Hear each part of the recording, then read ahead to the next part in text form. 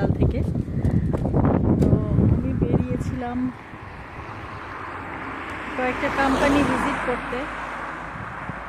Basically এখানে কোম্পানিগুলো কীভাবে রেজিস্টার করা হয় এগুলো শেখার জন্য। তো রাস্তায় হচ্ছে এত সুন্দর প্রকৃতি দেখে আর লোভ সামলাতে পারলাম না, ভিডিও করা শুরু করে দিলাম। কাজ শেষ, বাড়ি ফিরে যাচ্ছি। বাড়ি ফেরার সময় এই প্রকৃতিকে ধারণ করে নিচ্ছি আমার মোবাইল ফোনে। সত্যি খুব সুন্দর।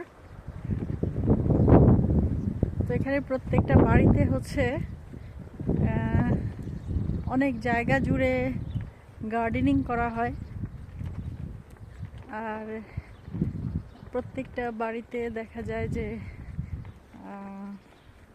গার্ডিং ডগ, মানে হচ্ছে পাহারারত কুকুর পাওয়া যায়। তো এরা যখনই আপনি পাশ দিয়ে যাবেন ঘেউ ঘেউ করতে থাকবে, কামড়াবে না, তবে একটু সাবধান থাকা ভালো।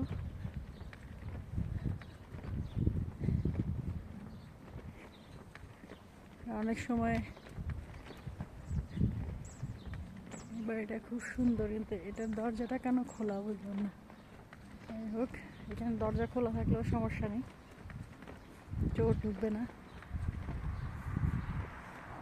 নিশ্চিন্তে যেতে পারেন।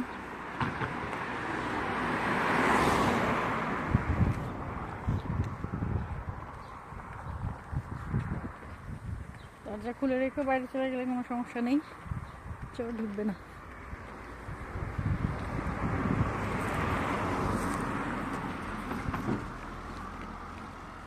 দূরের বাড়িগুলো দেখা যাচ্ছে।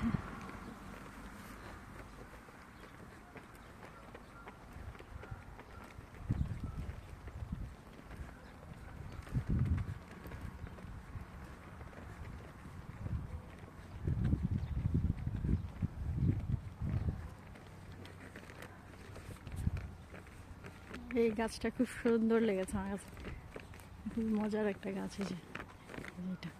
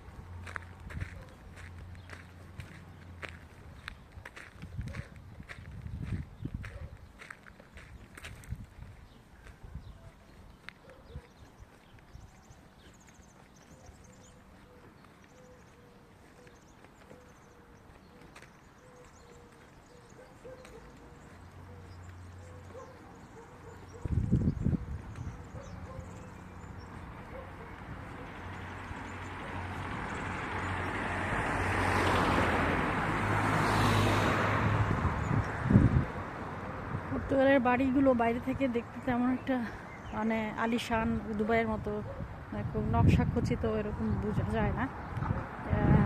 বা বাংলাদেশে যেমন বাইরে থেকে খুব ফিটফাট করে রাখে ওই রকম না, খুব ছোট ছোট দরজা, কিন্তু এর ভিতরে যখন ঢোকা যাবে, যখন এই দরজার ভিতরে ঢুকবেন আপনি, তখন বুঝবেন যে এই বাড়িগুলো কত সুন্দর। ওরা বাইরে থেকে অতটা চাকচিক্য না করলেও ভিতরে অনেক চাকচিক্যময়।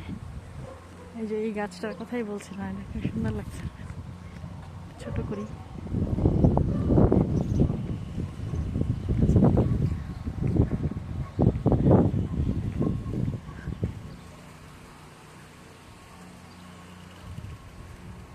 খুবই সুন্দর ওয়েদার। বেসিক্যালি এই সুন্দর ওয়েদার জন্যই আমার পর্তুগালে আসা এবং এখানে থাকতে চাওয়ার ইন্টারেস্ট দেখানো।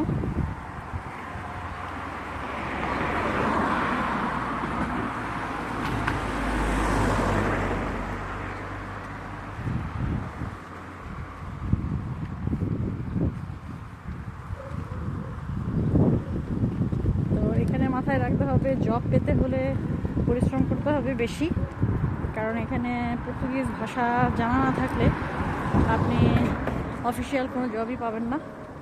তো হার্ড ওয়ার্ক, যেগুলো অড জব বলি আমরা, যদিও আমার কাছে কাজের কোনো অড জব বলতে কিছু নেই, কাজই। তো এই ধরনের কাজগুলো করতে হবে, হার্ড ওয়ার্কগুলো করতে হবে অ্যাকচুয়ালি।